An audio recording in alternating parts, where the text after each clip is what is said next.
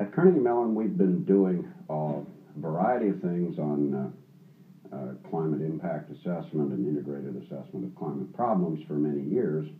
When we first got started, we looked sort of systematically across the whole space, and one of the things we did was get a young postdoc,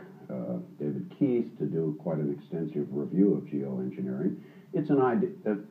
by which I mainly mean changing the albedo, that is the fraction of sunlight that's reflected back to space. I told you it was about 30%. The stuff that involves changing the albedo by,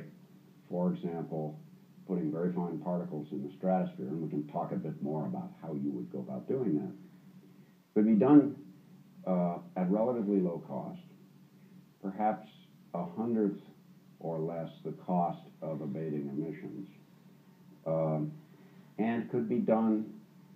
by a single state operating within the confines of its national borders.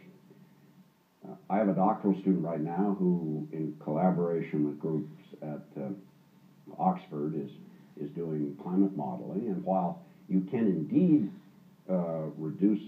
the average temperature of the planet, it's imperfect,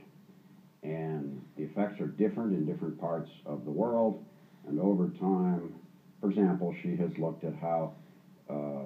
China and India's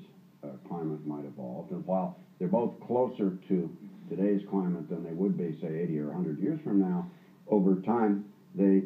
in a space of temperature and precip, they move away from each other, for example. And so, in the back few slides of this thing that I've passed out